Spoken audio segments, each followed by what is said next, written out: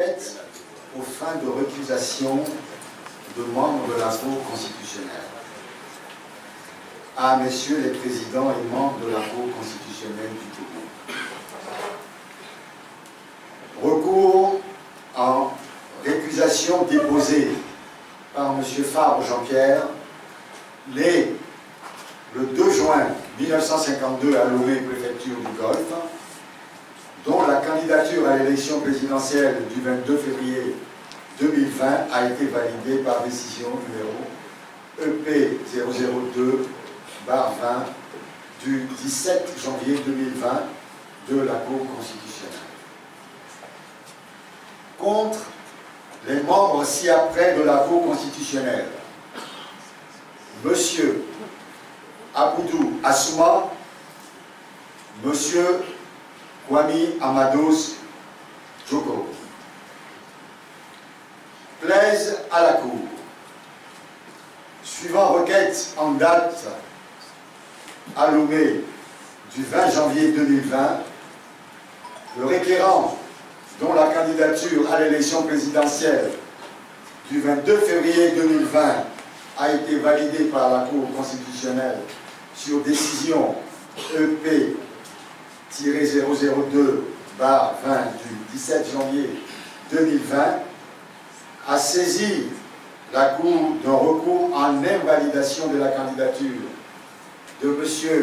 Gnacibé Faure et Sozina, candidat investi par le Parti unique.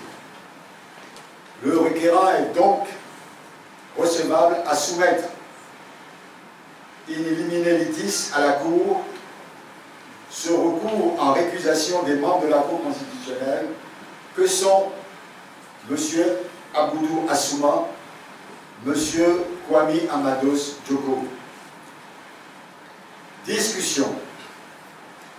La loi de révision constitutionnelle numéro 2019-003 du 15 mai 2019 a modifié l'article 100, alinéa 1 de la Constitution en ces termes.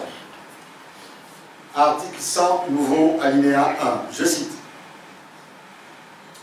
La Cour constitutionnelle est composée de 9 membres de probité reconnue, désignés pour un mandat de 6 ans, renouvelable une seule fois. Une seule fois. Les dispositions de l'article 100, nouveau, alinéa 1, sont d'application immédiate et l'un des points centraux de la réforme est la limitation des mandats des membres de la Cour constitutionnelle à 2 mandats.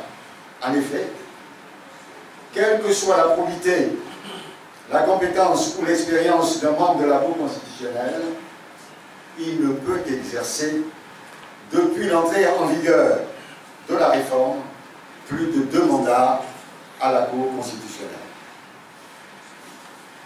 Aucune disposition transitoire n'a été prévue à l'instar de ce qui est prévu à l'article 158 alinéa 2 de la Constitution pour le décompte des mandats déjà effectués pour certains membres de la Cour constitutionnelle avant l'application de l'article 100 alinéa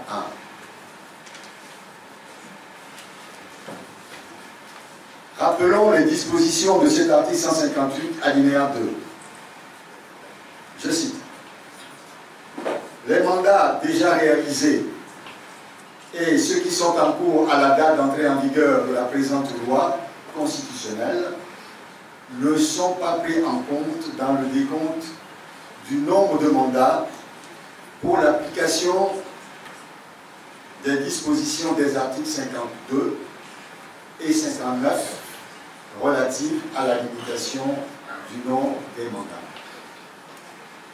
Ainsi, lors de la désignation des membres de la Cour par le président de la République, l'Assemblée nationale et par les différents collèges prévus par les nouvelles dispositions, on doit s'assurer que les membres à désigner n'ont pas déjà fait plus de 2 mandats à la Cour constitutionnelle.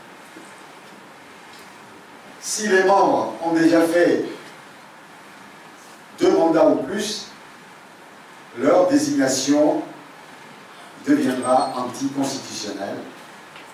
Ils doivent immédiatement démissionner et la procédure de leur remplacement doit être mise en œuvre. Il résulte des investigations au journal officiel de la République togolaise qu'au moins 2 membres de l'actuelle Cour constitutionnelle ont déjà fait plus de 2 mandats. Il s'agit de M. Assouma Aboudou, qui a déjà fait plus de 2 mandats comme membre de la Cour constitutionnelle. M. Amados Djoko Kwame, qui a déjà fait plus de 2 mandats à la Cour constitutionnelle. Ils sont membres de la Cour constitutionnelle au moins depuis 1998. Pièce numéro 1, journal officiel du 31 juillet 1998. Prestation de serment du président de la République suite à l'élection présidentielle de 1998.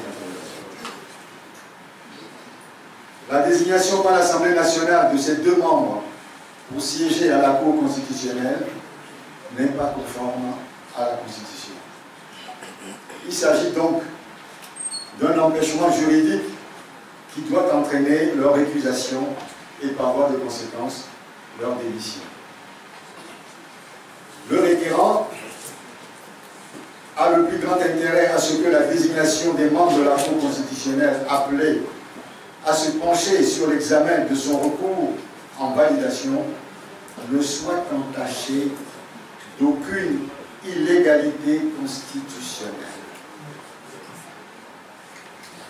La régularité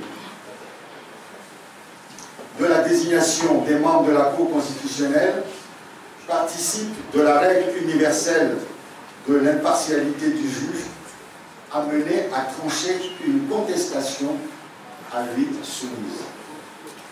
Un juge désigné manifestement de manière illégale ne peut être à même de rendre une décision impartiale dénuée de subjectivité. La règle universelle d'impartialité du juge s'impose également à la Cour constitutionnelle, amenée à trancher tant le contentieux de la candidature que le contentieux du scrutin présidentiel. La récusation est le moyen de procédure par lequel le juge peut être remplacé pour certains motifs qui peuvent faire douter de son impartialité. Une décision rendue par les juges qui ne pouvaient plus avoir de mandat à la Cour constitutionnelle rendrait tout le processus électoral douteux et n'aurait aucune crédibilité au niveau national et international. Par ailleurs, en se maintenant en fonction malgré la demande de leur récusation, les 2 membres commettraient une forfaiture au sens de l'article 6, alinéa 2 de la loi organique numéro 2019-023 du 26 décembre 2019 sur la Cour constitutionnelle. Il y a lieu de contester prima facie que les membres sus-désignés de la Cour constitutionnelle ont déjà fait plus de 2 mandats à la Cour constitutionnelle et qu'ils se trouvent dans un cas d'empêchement juridique faisant obstacle à ce qu'ils soient désignés pour exercer de nouveaux mandats. Le décompte de leur mandat devant se faire depuis leur première désignation à la Cour constitutionnelle. Les membres doivent, dans ces conditions, se recuser et démissionner. Par ces motifs, en la forme, voire déclarer recevable le recours en récusation du requérant. Au fond, voire constater prima facie que messieurs Aboudou Assouma et Amados Djoko Kwame ont déjà fait plus de 2 mandats à la Cour constitutionnelle avant leur désignation en décembre 2019 par l'Assemblée nationale. Voire constater qu'il y a un empêchement juridique à la poursuite de leur mandat actuel et qu'ils doivent se récuser et démissionner sous peine d'être accusés de forfaiture. Voire notifier à qui de droit la décision à intervenir sous toute réserve, faite à nommer le 20 janvier 2020, à signer Jean-Pierre Fabre.